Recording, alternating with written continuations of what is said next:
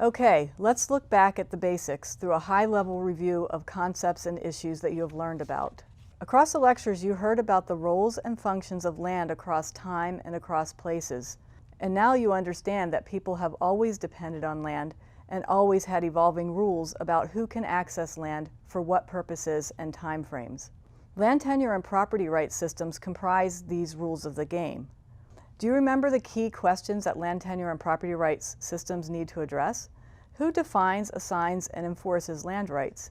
Is it the national government through statutory law? Is it local government? Is it customary authorities? Who can have rights? Do women have rights? Do indigenous peoples have rights?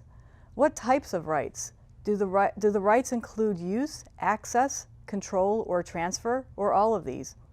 What happens if a right is violated? Is there some kind of recourse? What resources are included in land? Does it include the minerals underneath the surface? Does it include the trees above the surface? Does it include the airspace?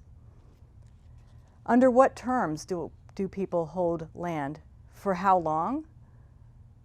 How big of a piece of land? How much is it worth? And are there restrictions and obligations that come with the land rights? For example, do I need to allow someone to cross over my land, have a right of passage? Or am I restricted from certain uses, even if I'm an owner? Throughout the lectures, you heard a variety of examples and learned particularly about Tanzania, Colombia, and Haiti.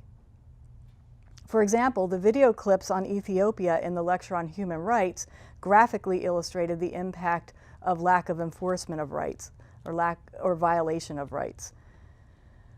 You heard about the overlap of formal and customary rights and other informal rules in the lecture on Haiti, for example. Land tenure and property rights rules interact with the many domains of social, economic, and political development. You heard about history and land tenure and property rights in the economics lecture, and more about contemporary changes that affect how we think about what is a good tenure system in other lectures, such as the lecture on food security, human rights, climate change, and urbanization.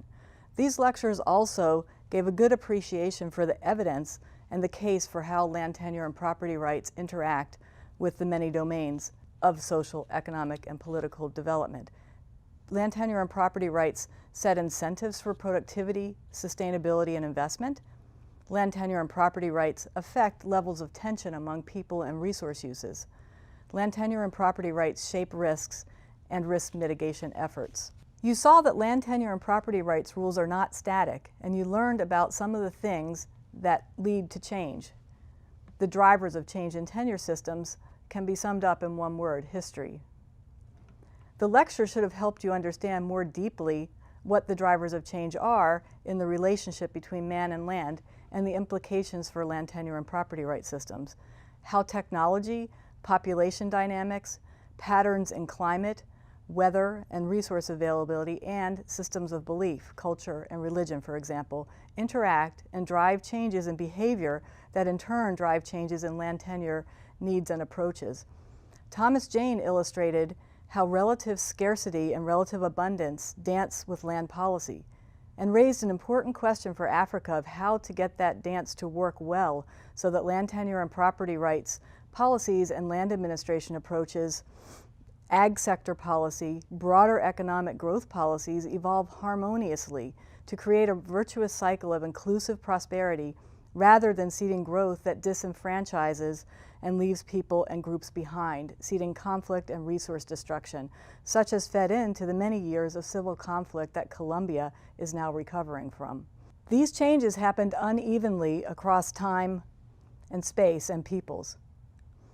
And that explains the mosaic of messily overlapping rules and ineffective approaches to land governance in today's world that you learned about.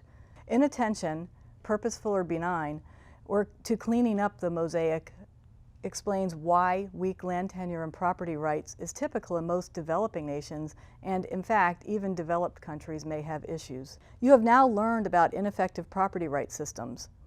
These are systems wherein rights might not be clearly defined in law or in practice, and systems of rules overlap clumsily.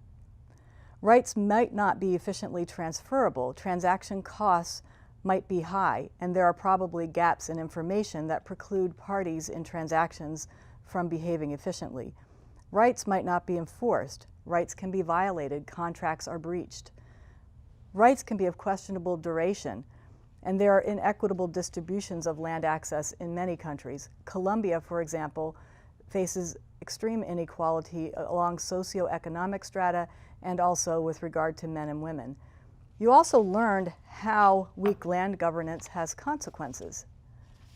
In today's world, disputes over land are common, tying up the legal system and resulting in violence. Land rights issues are often in the mix of civil war and of pre- and post-war destabilization. Inefficiencies in land transactions waste resources and lead to less than optimal allocation of land, and they also reduce incentives for investing in land productivity. Houses and other property can be seized without due process, and the use of assets as collateral is limited even where credit is otherwise available. Businesses face increased costs and risk to starting up and expanding their business. Land grabbing has pitted much-needed investment against the basic social and economic livelihoods of poor people around the globe. The lectures brought to life these consequences in 3 case studies and with many other examples from a range of countries. They also highlighted what can be done to move toward a better world by strengthening land governance from tenure itself to the systems for administrating records and managing public services.